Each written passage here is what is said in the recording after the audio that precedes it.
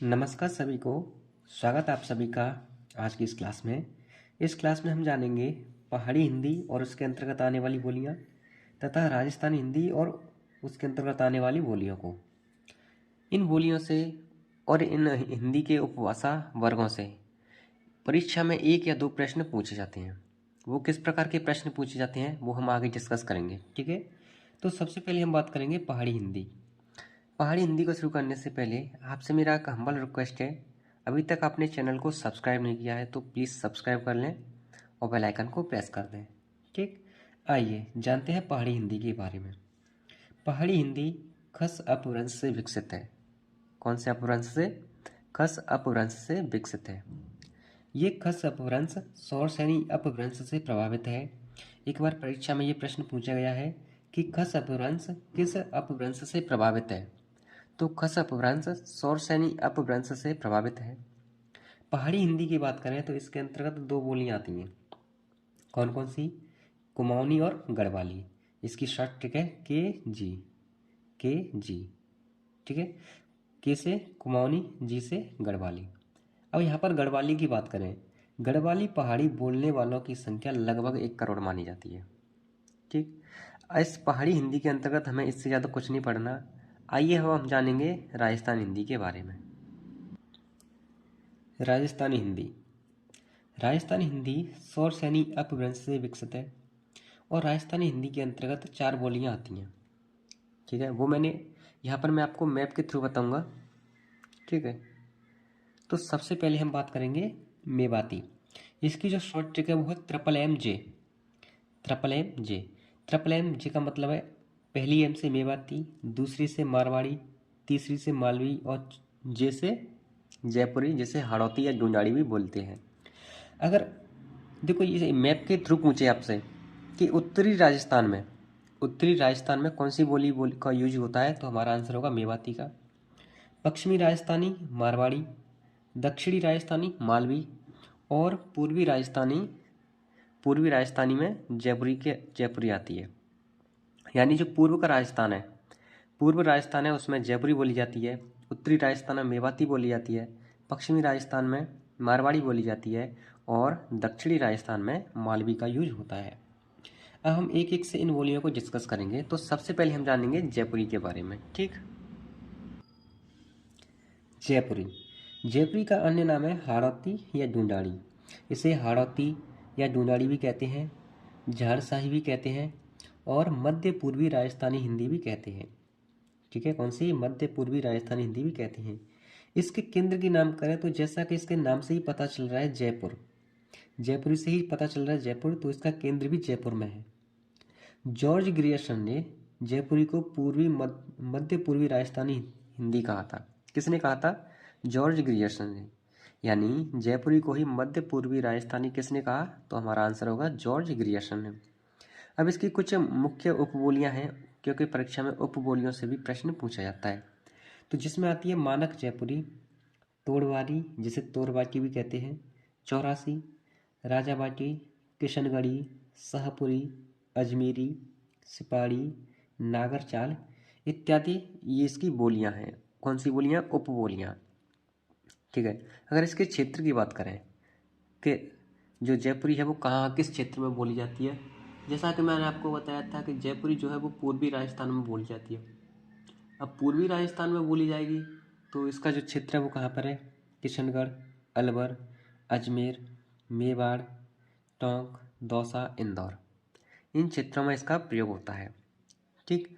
अब हम जानेंगे अगली बोली को, मेवाती। अगली बोली है मेवाती। मेवाती जो है वो उत्तरी राजस्थान की बोली है, यानी उत्तरी राजस्थान में बोली जाती है, ठीक है। ये कुछ पॉइंट हैं जो इतने इंपॉर्टेंट तो नहीं है, लेकिन एक बार हम पढ़ लेते हैं। मेव, मेव जो है, मेव लोगों के कारण इस क्षेत्र का नाम मेवात पड़ा। किन लोगों के कारण? मेव लोगों के कारण। और मेवात के कारण ही इस बोली का नाम मेवाती पड़ा। किसके कारण? मेवात के कारण इस बोली को मेवात कहा गया, मेवाती बोली कहा गया, ठीक है। यह पश्चिमी हिंदी एंड यह पश्चिमी हिंदी और राजस्थान हिंदी के बीच की सेतु का काम करती है। पश्चिमी हिंदी और राजस्थानी हिंदी के बीच सेतु का काम कौन सी बोली करती है, तो हमारा आंसर होगा मेवाती बोली करती है, ठीक है। इसके क्षेत्र की बात करें तो ये पूरे अलवर की भाषा है। राजस्थान का जो अलवर क्षेत्र है उस अलवर में मेवाती का यूज होता है। ठीक है। अगर भारत की बात करें तो भारत के उत्तर पश्चिमी भाग में मेवाती बोली जाती है। किसमें? भारत के उत्तर पश्चिमी भाग में मेवाती का यूज होता है। ठीक। नेक्स्ट पॉइंट है हरियाणा के गुड़गांव जिले के उत्तर पश्चिमी भाग में भी मेवाती का प्रयोग होता है। यानी हरियाणा का जो गुड़गांव जिला है ना, उसके उत्तर पश्चिमी भाग में भी मेवाती का यूज होता है। अब इसकी 4 उपबोलियां हैं, बहुत ही इंपॉर्टेंट उपबोलियां हैं। पहली मानक मेवाती, दूसरी राठी मेवाती, तीसरी नहेड़ा या महेड़ा मेवाती, और लास्ट है कठेर मेवाती। ठीक है।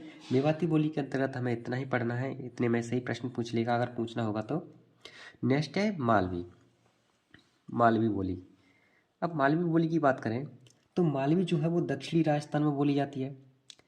जॉर्ज ग्रियर्सन ने इसे दक्षिणी पूर्वी राजस्थानी कहा था। दक्षिणी पूर्वी राजस्थानी से कहा था किसने? जॉर्ज ग्रियर्सन ने। अगला पॉइंट है डॉक्टर सुनीत कुमार चटर्जी इस मालवी को पश्चिमी हिंदी और राजस्थानी हिंदी के निकट मानते हैं। पश्चिमी हिंदी और राजस्थानी हिंदी दोनों के निकट मानते हैं। निकट मानने का मतलब इसमें यह है कि जिन बोलियों का यूज और जिन बोलियों में जिन शब्दों का यूज होता है वैसे ही शब्द लगभग कुछ मालवी के होते हैं। ठीक। अगर इसकी प्रसिद्ध कवयित्री की बात करें, मालवी की जो प्रसिद्ध कवयित्री हैं वो उनका नाम है चंद्रसखी। क्या नाम है? चंद्रसखी। इसके अन्य नामों की बात करें तो इसके अन्य नामों में आता है आवंती, दक्षिणी पूर्वी राजस्थानी और अहिरी। नेक्स्ट इसके क्षेत्र की बात करें तो मुख्यतः इसके क्षेत्र हैं इंदौर, उज्जैन, देवास, भोजवाड़, झाबुआ, सीतामऊ, रतलाम, भोपाल, होशंगाबाद और मेवाड़। इन क्षेत्रों में इसका प्रयोग होता है। ठीक। अब हम जानेंगे अगली बोली को जिसका नाम है मारवाड़ी बोली। ठीक। मारवाड़ी की लिपि महाजनी है। आपसे ये यहाँ पर इम्पोर्टेंट प्रश्न बन जाता है कि मारवाड़ी जो बोली है वो किस लिपि में लिखी जाती है, तो उत्तर होगा महाजनी लिपि में। ठीक है। इस बोली का जो मारवाड़ी बोली है इसका उल्लेख कुवलयमाला ग्रंथ में मरुभाषा नाम से हुआ था। किस नाम से? मरुभाषा। यानी मारवाड़ी को ही मरुभाषा कहा गया किसमें? कुवलयमाला ग्रंथ में। ठीक। मीरा जी की यानी जो हमारी मीराबाई थी, मीराबाई जी की रचनाएं मारवाड़ी बोली में ही हैं। अगर आपसे पूछे कि मीराबाई जी ने किस बोली में अपनी रचनाएं करी थी तो उत्तर होगा मारवाड़ी में। यहाँ पर ये इंपॉर्टेंट प्रश्न बन जाता है, इसे मार्क कर लीजिएगा। अगला है यह मुख्य रूप से मारवाड़ की बोली होने के कारण मारवाड़ी कहलाती है। यानी ये जो है ये मुख्य रूप से मारवाड़ क्षेत्र में बोली जाती है, इसीलिए इसे मारवाड़ी कहा जाता है। ठीक। अब चलते हैं नेक्स्ट पेज पर। अगला पॉइंट है मारवाड़ी को ही अगरवाला भी कहा जाता है। अगर साहित्य की दृष्टि से देखें तो साहित्यिक मारवाड़ी को डिंगल नाम से भी जाना जाता है। किस मारवाड़ी को? साहित्यिक मारवाड़ी को डिंगल नाम से भी जाना जाता है। यहाँ पर मारवाड़ी की कुछ उपबोलियाँ हैं, इन उपबोलियों को डिस्कस करते हैं। तो सबसे पहले बात करें इसे मेरवाड़ी, गिरासियानी, थली, डटकी, महेश्वरी, ओसवाली, बीकानेरी, नागौरी, शेखावाटी, बागड़ी, सिरोही, ये इसकी कुछ मुख्य उपबोलियाँ हैं। उपबोलियाँ मैं आपको इसलिए करा रहा हूँ क्योंकि कभी कभी उपबोलियों से भी प्रश्न पूछ लेता है। ठीक। यूपी कांस्टेबल में तो नहीं पूछेगा, लेकिन हाँ अगर आप यूपीएसआई की तैयारी कर रहे हैं या कोई अदर एग्जाम की तैयारी कर रहे हैं उसमें पूछ लेता है। मारवाड़ी के क्षेत्र की बात करें कि मारवाड़ी कहाँ पर बोली जाती है, तो सबसे पहले है मारवाड़, उसके बाद जोधपुर, मेवाड़, पूर्वी सिंध बीकानेर, जैसलमेर, दक्षिणी पंजाब, उत्तर पश्चिमी जयपुर में इस बोली का प्रयोग किया जाता है। ठीक है। तो जैसा कि मैंने आपको बताया था कि हिंदी के 5 उपभाषा वर्ग होते हैं और उसके अंतर्गत 17 बोलियां आती हैं। तो आज इसी क्लास में हमारे 5 उपभाषा वर्ग कंप्लीट हो गए और उनकी 17 बोलियों को हमने अच्छे से डिस्कस किया है। अगली क्लास में मैं आपको इसके कुछ ऑब्जेक्टिव क्वेश्चन कराऊंगा, प्रैक्टिस सेट कराऊंगा और इससे आपको आइडिया हो जाएगा कि किस बोली का कितना वेटेज है, किस उपभाषा वर्ग का कितना वेटेज है और कौन कौन सी बोलियां ऐसी हैं जो बार बार परीक्षा में रिपीट होती हैं। ठीक है, तो आज की क्लास में इतना ही रहने देते हैं, मिलते हैं अगली क्लास में।